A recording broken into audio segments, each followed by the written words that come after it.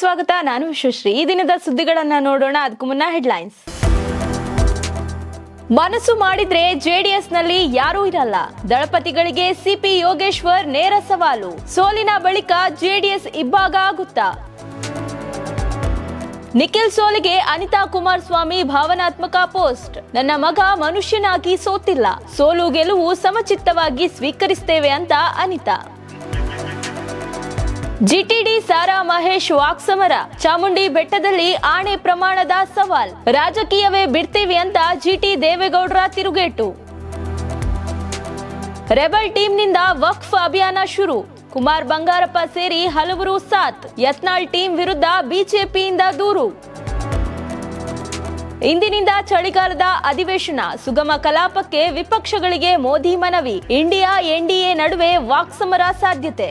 ಚನ್ನಪಟ್ಟಣದ ನೂತನ ಕಾಂಗ್ರೆಸ್ ಶಾಸಕ ಸಿಪಿ ಯೋಗೇಶ್ವರ್ ಸ್ಫೋಟಕ ಹೇಳಿಕೆ ನೀಡಿದ್ದಾರೆ. ನಾನು ಮನಸ್ಸು ಮಾಡಿದ್ರೆ ಜೆಡಿಎಸ್ನಲ್ಲಿ ಯಾವೊಬ್ಬ ಶಾಸಕರು ಇರಲ್ಲ. ನಾನು ತಮಾಷೆಗೆ ಹೇಳ್ತಿಲ್ಲ. ಟಾಸ್ಕ್ ಕೊಟ್ರೆ ಜೆಡಿಎಸ್ನ 10 ರಿಂದ 15 ಶಾಸಕರನ್ನ ಕರೆದುಕೊಂಡು ಬರ್ದಿದ್ರೆ ನನ್ನ ಹೆಸರು ಯೋಗೇಶ್ವರ್ ಅಲ್ಲ ಅಂತ ದಳಪತಿಗಳಿಗೆ ನೇರವಾಗಿ ಸವಾಲ್ ಹಾಕಿದ್ದಾರೆ. ಸಿಪಿವೈ ಅವರು ಹೇಳಿಕೆ ಆಪರೇಷನ್ ಜೆಡಿಎಸ್ ನಡೆಯಿತಾ ಅನ್ನೋ ಸಾಧ್ಯತೆಗಳನ್ನ ಹುಟ್ಟುಹಾಕ್ತಿದೆ. ಅಲ್ಲದೆ ಜೆಡಿಎಸ್ನಲ್ಲಿ ಹಲವು ನಾಯಕರ ಭವಿಷ್ಯನೇ ಇಲ್ಲ ಅಂತಿದ್ದಾರೆ. ಅಲ್ಲಿರುವ ಶಾಸಕರಿಗೂ ರಾಜಕೀಯದಲ್ಲಿ ಸೆಟಲ್ ಆಗಬೇಕು ಅಂತಿರುತ್ತೆ. ಅಲ್ಲೇ ಇದ್ರೆ ಜೆಡಿಎಸ್ನಿಂದ ಕುಮಾರಸ್ವಾಮಿ, ದೇವೇಗೌಡರ ಹೆಸರಿನಲ್ಲಿ ಗೆಲ್ಲೋಕೆ ಆಗಲ್ಲ. ಹೀಗಾಗಿ ಅಲ್ಲಿರುವವರಿಗೆ ಮುಂದೆ ಯಾವುದೇ ಹೋಪ್ಸ್ ಇಲ್ಲ. ಆದ್ರಿಂದ ನಾನು ಕರೆಯದಿದ್ರು ಅಲ್ಲಿ ಇರುವವರು ಬರೋಕೆ ಇಚ್ಛಿಸಿದ್ರೆ ನಮ್ಮ ಹೈಕಮಾಂಡ್ ಒಪ್ಪಿದ್ರೆ ಕಾಂಗ್ರೆಸ್ಗೆ ಸೇರಿಸ್ಕೊಳ್ತೇನೆ ಅಂದಿದ್ದಾರೆ. ಚನ್ನಪಟ್ಟಣ ಕ್ಷೇತ್ರದ ಫಲಿತಾಂಶದ ನಂತರ ಇದೇ ಮೊದಲ ಬಾರಿಗೆ ಎಕ್ಸ್ ಜಾಲತಾಣದಲ್ಲಿ ಅನಿತಾ ಕುಮಾರಸ್ವಾಮಿ ಭಾವನಾತ್ಮಕ ಪೋಸ್ಟ್ ಅನ್ನ ಮಾಡಿದ್ದಾರೆ. ಆ ಮೂಲಕ ತಮ್ಮ ಭಾವನೆಗಳನ್ನ ಹಂಚಿಕೊಂಡಿದ್ದಾರೆ. ನನ್ನ ಮಗ 3ನೇ ಸಲ ಸೋತಿದ್ದಾನೆ. ಅವನು ಚುನಾವಣೆಯಲ್ಲಿ ಮಾತ್ರ ಸೋತಿದ್ದಾನೆ ಹೊರತು ಮನುಷ್ಯನಾಗಿ ಸೋತಿಲ್ಲ ಅಂದಿದ್ದಾರೆ. ಅಲ್ಲದೆ ಅವನ ಮಾನವೀಯತೆ, ಸಹೃದಯತೆ ಸೋತಿಲ್ಲ ಅಂತ ಅನಿತಾ ಕುಮಾರಸ್ವಾಮಿ ಪುತ್ರ ನಿಖಿಲ್ ಕುಮಾರಸ್ವಾಮಿಗೆ ಧೈರ್ಯ ತುಂಬಿದ್ದಾರೆ. ರಾಜಕಾರಣದಲ್ಲಿ ನನಗಾಗ್ಲಿ, ನನ್ನ ಪತಿಗಾಗ್ಲಿ ಅಥವಾ ನನ್ನ ಪೂಜ್ಯ ಮಾವನಿಗಾಗ್ಲಿ ಗೆಲುವು ಸೋಲು ಹೊಸದೇನಲ್ಲ. ಎರಡನ್ನ ಸಮಚಿತ್ತದಿಂದ ಸ್ವೀಕರಿಸಿದ್ದೇವೆ. ಗೆದ್ದಾಗ ಬೀಗಿಲ್ಲ, ಸೋತಾಗ ಕುಗ್ಗಿಲ್ಲ. ಸೋತ ಹತಾಶೆಯಲ್ಲಿ ಅನ್ಯರನ್ನ ಹೀಗಳೆದಿಲ್ಲ. ನನ್ನ ಮಗನಿಗೂ ಇದೇ ಅನ್ವಯ ಆಗುತ್ತೆ ಅಂದಿದ್ದಾರೆ. ಪ್ರತಿಷ್ಠೆಯ ಕಣವಾಗಿದ್ದ ಚನ್ನಪಟ್ಟಣದಲ್ಲಿ ಕಾಂಗ್ರೆಸ್ ಜೆಡಿಎಸ್ ಅನ್ನೇ ಛಿದ್ರ ಮಾಡಿ ವಿಜಯದ ಕೇಕೆ ಹಾಕಿದೆ. ಶಿಗ್ಗಾವಿಯ ಜಿದ್ದಾಜಿದ್ದಿನ ಕದನದಲ್ಲಿ ಬಿಜೆಪಿ ಭದ್ರಕೋಟೆಯನ್ನೇ ಕಾಂಗ್ರೆಸ್ ಪುಡಿಗಟ್ಟಿ ಜಯ ಸಾಧಿಸಿದೆ. ಸಂಡೂರಿನಲ್ಲೂ ಕಾಂಗ್ರೆಸ್ ಗೆಲುವಿನ ಕಮಾಲ್ ಮಾಡಿದೆ. ಈ ಫಲಿತಾಂಶ ಬೆನ್ನಲ್ಲೇ ಆಡಳಿತಾರೂಢ ಕಾಂಗ್ರೆಸ್ ಕೆಲ ಆರೋಪಗಳನ್ನ ಮಾಡಿದ ಜೆಡಿಎಸ್ ಮತ್ತು ಬಿಜೆಪಿಗೆ ತಿರುಗೇಟು ನೀಡಿದೆ. ಇನ್ನು ಇದಕ್ಕೆ ಇದೀಗ ಜೆಡಿಎಸ್ ಜಾರ್ಖಂಡ್ ಮತ್ತು ಮಹಾರಾಷ್ಟ್ರ ವಿಧಾನಸಭೆ ಚುನಾವಣಾ ಫಲಿತಾಂಶದ ಸಂಖ್ಯೆಗಳೊಂದಿಗೆ ನಶಿಸುತ್ತಿರುವ ಶತಮಾನಗಳ ಪಳೆಯುಳಿಕೆ ಅಂತ ಕಾಂಗ್ರೆಸ್ ವಿರುದ್ಧ ವಾಗ್ದಾಳಿಯನ್ನ ನಡೆಸಿದೆ. ಈ ಬಗ್ಗೆ ಟ್ವೀಟ್ ಮಾಡಿರುವ ಜೆಡಿಎಸ್, ನಶಿಸುತ್ತಿರುವ ಶತಮಾನಗಳ ಪಳೆಯುಳಿಕೆ ಕಾಂಗ್ರೆಸ್ ಪಕ್ಷದ ಪಕಳೆಗಳು ದೇಶಾದ್ಯಂತ ಒಂದೊಂದೇ ಉದುರುತ್ತಿದೆ. ಮಹಾರಾಷ್ಟ್ರದಲ್ಲಿ ನೆಲ ಕಚ್ಚಿದೆ. ಅಲ್ಲಿ 6ನೇ ಸ್ಥಾನಕ್ಕೆ, ಜಾರ್ಖಂಡ್ನಲ್ಲಿ 3ನೇ ಸ್ಥಾನಕ್ಕೆ ಜಾರಿದೆ. ಆದ್ರೂ ಕರ್ನಾಟಕದಲ್ಲಿ ವಾಮಮಾರ್ಗದಲ್ಲಿ ಗೆದ್ದ 3 ಬೈ ಎಲೆಕ್ಷನ್ ಸೀಟ್ಗಳನ್ನ ಮುಖದ ಮೇಲಿಟ್ಟುಕೊಂಡು ಮೆರೆತಿದೆ. ಮೆರೆಯಲಿ. ಮಹಾರಾಷ್ಟ್ರದಲ್ಲಿ ಮತದಾರರು ಕೈ ಪಕ್ಷದ ಪೋಸ್ಟ್ ಮಾರ್ಟಂ ಮಾಡಿದ್ದಾರೆ ಅಂತ ಕಿಡಿಕಾರಿದ್ದಾರೆ. ಜೆಡಿಎಸ್ ನಾಯಕರಾದ ಜಿಟಿ ದೇವೇಗೌಡ ಮತ್ತು ಸಾರಾ ಮಹೇಶ್ ನಡುವಿನ ವಾಕ್ಸಮರ ತಾರಕಕ್ಕೇರಿದೆ. ಎಚ್.ಡಿ. ಕುಮಾರಸ್ವಾಮಿ ಬಳಿ ನನ್ನ ಮಾತೇನೂ ನಡೆಯುವುದಿಲ್ಲ, ನನ್ನಿಂದ ರಾಜಕೀಯವಾಗಿ ತೊಂದರೆ ಆಗಿದೆ ಅಂತ ಭಾವಿಸಿದ್ರೆ ಆಣೆ ಪ್ರಮಾಣ ಮಾಡೋಕೆ ಚಾಮುಂಡಿ ಬೆಟ್ಟಕ್ಕೆ ಬರ್ಲಿ ಅಂತ ಸಾರಾ ಮಹೇಶ್ ಸವಾಲ್ ಹಾಕಿದ್ರು. ಇದೀಗ ಇದಕ್ಕೆ ಪ್ರತಿಕ್ರಿಯಿಸಿರುವ ಜಿಟಿ ದೇವೇಗೌಡ, ಎಚ್.ಡಿ. ದೇವೇಗೌಡರು ನನ್ನನ್ನ ಉಪಚುನಾವಣೆ ಪ್ರಚಾರಕ್ಕೆ ಕರೆದಿದ್ದೇನೆ ಅಂತ ಹೇಳಿ, ನಾನು ಅಂದೇ ರಾಜಕಾರಣವನ್ನ ಬಿಟ್ಬಿಡ್ತೇನೆ ಅಂತ ಮಹೇಶ್ಗೆ ತಿರುಗೇಟು ನೀಡಿದ್ದಾರೆ. ವಕ್ಫ್ ಬೋರ್ಡ್ ವಿರುದ್ಧ ಬಿಜೆಪಿ ಶಾಸಕ ಬಸನಗೌಡ ಪಾಟೀಲ್ ಯತ್ನಾಳ್ ನೇತೃತ್ವದಲ್ಲಿ ಪಕ್ಷದ ರೆಬೆಲ್ ನಾಯಕರ ಜನಾಂದೋಲನ ಇಂದಿನಿಂದ ಬೀದರ್ ಜಿಲ್ಲೆಯಿಂದ ಶುರುವಾಗಿದೆ.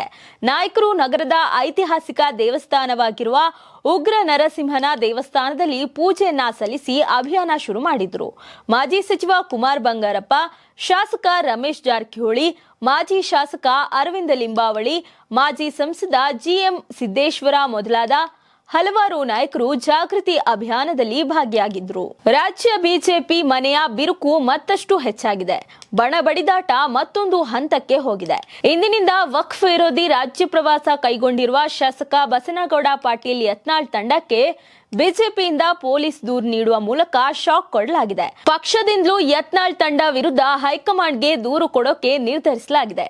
ಬಿಜೆಪಿ ವಕ್ಫ್ ಹೋರಾಟ ಬಣ ಸಂಘರ್ಷಕ್ಕೆ ಬಲಿಯಾಗುವ ಲಕ್ಷಣ ಕಾಣ್ತಿದೆ. ಇನ್ನು ವಕ್ಫ್ ಭೂ ಕಬಳಿಕೆ ವಿರೋಧಿಸಿ ಇಂದಿನಿಂದ ಬೀದರ್ನಿಂದ ಪ್ರವಾಸ ಹೊರಟ ಯತ್ನಾಳ್ ರಮೇಶ್ ಜಾರಕಿಹೊಳಿ ತಂಡಕ್ಕೆ ವಿಜೇಂದ್ರ ತಂಡ ಟಕ್ಕರ್ ಕೊಟ್ಟಿದೆ.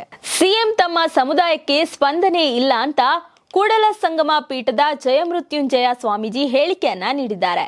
ಕೊಪ್ಪಳದಲ್ಲಿ ಸುದ್ದಿಗಾರರೊಂದಿಗೆ ಮಾತನಾಡಿ, ಲಿಂಗಾಯತ ಪಂಚಮಸಾಲಿ ಹೋರಾಟಕ್ಕೆ ಸರ್ಕಾರ ಯಾವುದೇ ಸ್ಪಂದನೆ ನೀಡಿಲ್ಲ. ಸಿಎಂ ಅವರು ಬೇರೆ ಸಮುದಾಯಗಳಿಗೆ ಸ್ಪಂದನೆ ನೀಡುತ್ತಿದ್ದಾರೆ, ಆದ್ರೆ ನಮ್ಮ ಸಮುದಾಯಕ್ಕೆ ಸ್ಪಂದನೆ ಇಲ್ಲ. ಹೀಗಾಗಿ ಬೆಳಗಾವಿ ಅಧಿವೇಶನದಲ್ಲಿ ವಿಧಾನಸೌಧಕ್ಕೆ ಮುತ್ತಿಗೆ ಹಾಕಲು ತೀರ್ಮಾನ ಮಾಡಲಾಗಿದೆ. 5,000 ಟ್ರ್ಯಾಕ್ಟರ್ಗಳ ಮೂಲಕ ಮುತ್ತಿಗೆ ಹಾಕೇ ಹಾಕ್ತೀವಿ ಅಂತ ಎಚ್ಚರಿಕೆ ನೀಡಿದ್ದಾರೆ. ಅಲ್ಲದೆ ಸರ್ಕಾರ ನಮ್ಮ ಸಮುದಾಯದಿಂದಲೇ ಅಧಿಕಾರಕ್ಕೆ ಬಂದಿದೆ. ಈಗಾಗಲೇ ನಾವು ರಾಜ್ಯಾದ್ಯಂತ ಪ್ರವಾಸ ಕೈಗೊಂಡಿದ್ದೇವೆ. ನಮ್ಮ ಸಮುದಾಯದ ಶಾಸಕರು ಇದುವರೆಗೂ ಯಾವುದೇ ರೀತಿಯ ಧ್ವನಿ ಎತ್ತಿಲ್ಲ.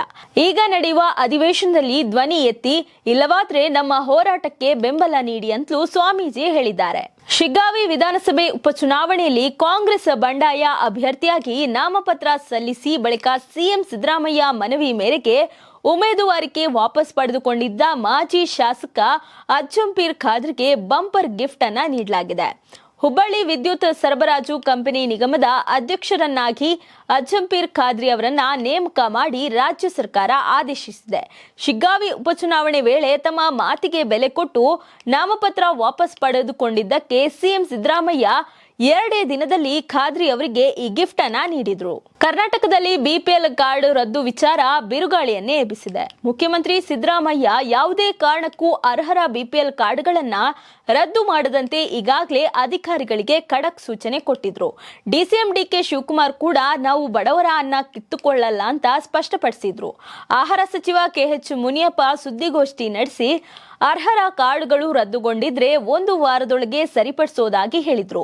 ಹೀಗಾಗಿ ಆಹಾರ ಇಲಾಖೆ ಬಿಪಿಎಲ್ ಕಾರ್ಡ್ ತಿದ್ದುಪಡಿ ಕಾರ್ಯವನ್ನ ಪ್ರಾರಂಭಿಸಿದೆ. ಇನ್ನು ಆಧಾರ್, ಪ್ಯಾನ್ ಕಾರ್ಡ್, ಐಟಿ ರಶೀದಿ ಮೂಲಕ ಅರ್ಹತೆ ಹೊಂದಿರುವವರು ಕಾರ್ಡ್ಗಳನ್ನ ಸರಿಪಡಿಸಿಕೊಳ್ಳಲು ಅವಕಾಶ ಒದಗಿಸಲಾಗಿದೆ.